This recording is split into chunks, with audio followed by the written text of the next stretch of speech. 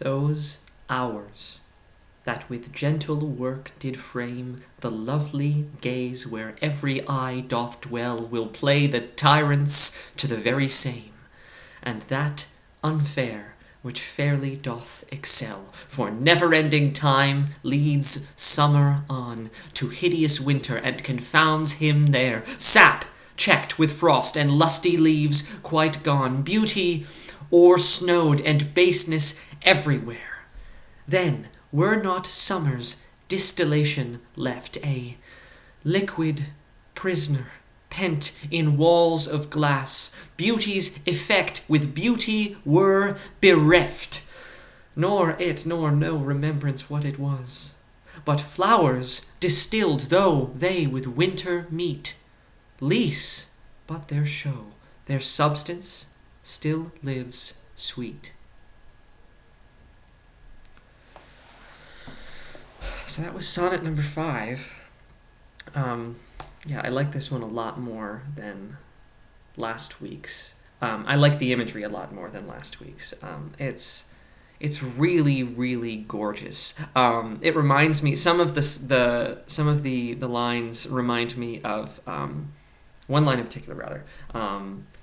The never-ending time leads summer on. It kind of gallops, and that reminds me of one of my favorite speeches in Shakespeare, which is the Juliet "Gallop apace, you fiery-footed steeds, towards Phoebus' lodging."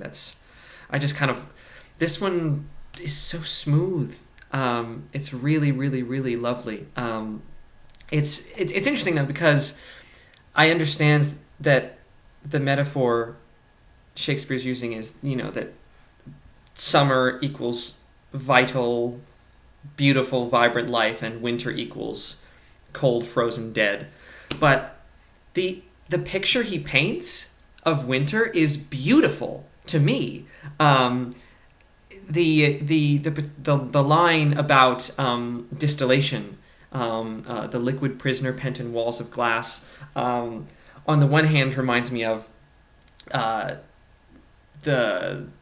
think like 2 sonnets ago, these images of glass and windows and mirrors and distortion and lenses to view beauty, and this prisoner line is, that's very much what I think of when I think of winter. I remember there was this ice storm. There were a lot of ice storms in New England, but there's one in particular that I remember back when I was in college. It must have been like 2010 maybe, and I remember walking home from to my dorm at like midnight or something. It was really quiet. It was really, really dark, but there was just this thin layer of ice just encasing everything, and it was like one of the most beautiful things I'd ever seen. And that type of imagery is in my head, and I would be inclined to disagree with the like hideous winter, that it's like death, death, winter, winter. I think that winter can be as beautiful as summer in very different ways, and the idea of freezing beautiful things in time is just gorgeous in my brain, and so like that's what I where my mind ended up being drawn to,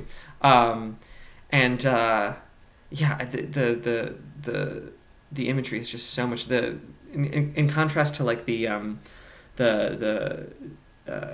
financial metaphors of last week's sonnet. This is just so much more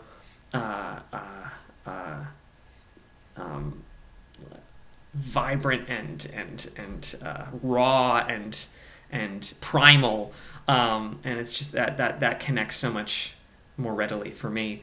It's interesting. I've been reading up on next week's sonnet, and it's an even more direct continuation of this sonnet. It picks up almost exactly where the other one leads off. The other one ends with that kind of winter-summer metaphor. That it's interesting to see these different tactics that Shakespeare's using, and the different the natural places the language takes you in terms of motivation. This one just comes from a place of supreme confidence in what makes the world beautiful, and you can't help but get swept up in that language.